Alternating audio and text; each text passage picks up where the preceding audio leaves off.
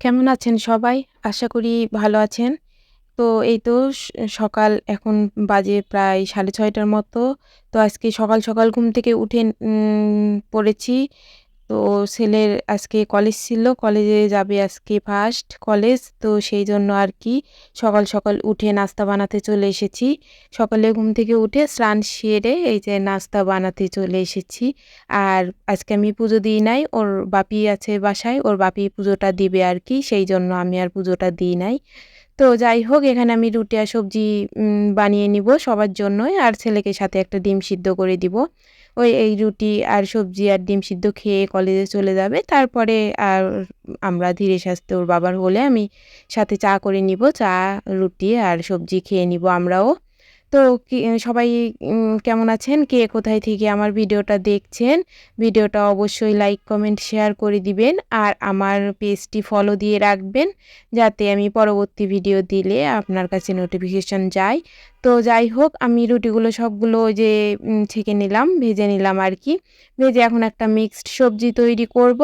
তো সবজির জন্য এখানে কাঁচামরিচ, শুকনো মরিচ আর পাঁচফোড়ন, তেজপাতা দিয়ে আলুটা দিয়ে দিলাম। দিয়ে এখানে আমি সব সবজি বানিয়ে রেখেছি। সবজিটা আমার বাসায় একটু বেশিই লাগে। সবাই আমরা সবজি একটু বেশিই খাই। আর ২ বেলা যেহেতু আমরা রুটি খাই সেজন্য সবজিটা একটু বেশিই লাগে আরকি। তো যাই হোক এই তো আমি সবজিটা এর মধ্যে দিয়ে দিলাম, কড়াইয়ে দিয়ে দিলাম। তো আমি এই যে সবজিটা লবণ আর হলুদ দিয়ে আদা জিরে বাটা দিয়ে এটা একটু বেশি করে তেল দিয়ে ভাজা, ভাজা করে নিয়ে যাতে সিদ্ধটা ওই সবজি থেকে যে জলটা বের হবে ওই জলটা দিয়েই সিদ্ধটাও সবজি হয়ে যায়। আর এই যে আদা জিরে বাটাটা আমি দিয়ে দিলাম। দিয়ে এটা এখন নাড়তে থাকবো।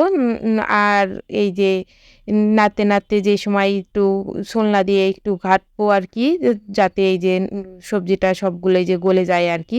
এইরকম হলে এই সবজিটা খেতে ভালো লাগে। আর নামানোর আগে একটু মিষ্টি দিয়েছিলাম, চিনি আরকি।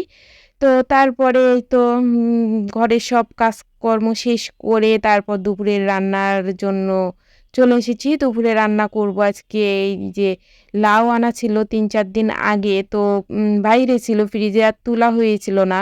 তো চোচাটা উপর থেকে খুব শক্ত হয়ে গেছে। লাউটা ভিতর থেকে শুকিয়ে গিয়েছে। এখন দেখি কতটুকু নেওয়া যায় আরকি। আর লাউটা বেশ এম বয়স বয়স্ক লাউ ছিল আরকি। জ্বালা ছিল না অতটা। বিচিগুলোও খুব শক্ত ছিল। নাকি আমি ঘরে এনে রেখে দিয়েছিলাম সেইজন্য এইরকম হয়েছে বুঝতে পারলাম না। আমি বটি দিয়ে ছিলে নিচ্ছি, ওইটা দিয়ে ছিলা যাচ্ছিল না লাউটা। তো এই যে লাউ মনে করেন যে কেটে নিয়েছি, নিয়ে আমি মাছটা ধুয়ে নিয়েছি। মাছের কাঁটা দিয়ে লাউ ঘন্ট করব আর সাথে মাছের ঝোলও করব। মাছটা আমি বের করে ভিজাতে আমার মনে ছিল না। তো সেইজন্য আমি ভিজাতে দিয়ে দিয়েছি।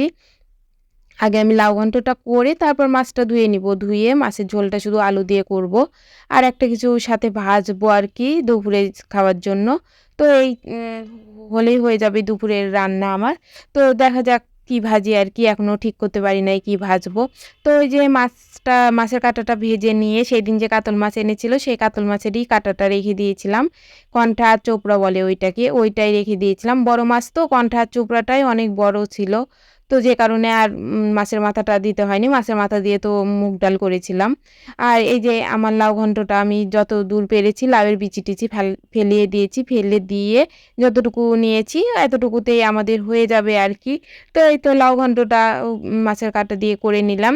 নিয়ে এই যে এখানে ৪ পিস মাছ রান্না করব। তার জন্য মাছটা খুব ভালোভাবে ধুয়ে নিয়েছি। ধুয়ে নিয়ে মাছটা লবণ হলুদ দিয়ে মাখিয়ে রেখে দিলাম। আর আলু দিয়ে শুধু আলু দিয়ে মাছের ঝোলটা করব আরকি। আলুটাও বানিয়ে নিব। আর ভেবেচিন্তে ঠিক করলাম কাঁঠালের বিচি ভাজি করব। কাঁঠালের বিচি ছিল, কাঁঠালের বিচিটা ভাজি আমার ছেলেও খুব পছন্দ করে, আমিও পছন্দ করি। এই তো কাঁঠালের বিচিটাও বানিয়ে নিয়েছি, আলুটাও বানিয়ে নিয়েছি। তো এই যে আলুটাও লবণ হলুদ দিয়ে মাখিয়ে নিব আর কাঁঠালের বিচিটাও লবণ আর হলুদ দিয়ে মাখিয়ে নিলাম। নিয়ে এইটা এখন ছাঁকা তেলে ভাজবো আরকি। একটু কড়া করে ভাজলে এই কাঁঠালের বিচিটা একটু শক্ত টাইপের হয়। খেতে বেশ ভালোই লাগে। আমাদের কাছে ভালো লাগে। এখন আপনাদের কাছে কার কাছে কেমন লাগে আমি জানি না। তো এই তো কাঁঠালের বিচিটাও ভেজে নিব। আর এই যে বাহিরে প্রচুর বৃষ্টি হচ্ছে। এই যে দেখেই বুঝতে পারছেন প্রচুর বৃষ্টি হচ্ছে। তো ভাবলাম আপনাদের সাথে শেয়ার করি। ভালো লাগছিল বৃষ্টির মধ্যে রান্না। তো এই যে রান্নাটা হয়ে গেল। তো কাঁঠালের বিচিটাও আমি তুলে নিলাম। নিয়ে ওই তেলেই আমি জিরা সম্বারা দিয়ে আলুগুলো মাখিয়ে রেখেছিলাম যে লবণ হলুদ দিয়ে। তো এই আলুগুলো দিয়ে ভালো করে ভেজে নিব। নিয়ে এই যে বাটিতে আমি এখন একটু মাছের ঝোলের জন্য মশলাটা তৈরি করে নিচ্ছি। মশলাটা এখানে রেগুলার যে মশলা দেওয়া হয় আদা জিরে বাটা আর এই যে ঝালের গুঁড়ো, লবণ, হলুদ এই আর কি। আর নামানোর আগে একটু গরম মসলা গুঁড়ো দিয়ে দিব, তাহলেই হয়ে যাবে। যেহেতু আমি লাউ ঘন্ট করেছি সাথে ঝোলটা একটু বেশি তেল মশলা দিয়ে একটু অল্প ঝোল তৈরি করব আর কি, এইটাই। আর পাশের চুলায় আমি ভাত বসিয়ে দিয়েছি। তো এই যে আমার মাছের ঝোলটা হয়ে গিয়েছে। এখন উপর থেকে একটু গরম মশলার গুঁড়ো দিয়ে এখন মাছটা নামিয়ে নিব। মাছের ঝোলের কালারটা খুব সুন্দর হয়েছিল আর খেতেও বেশ ভালো হয়েছিল।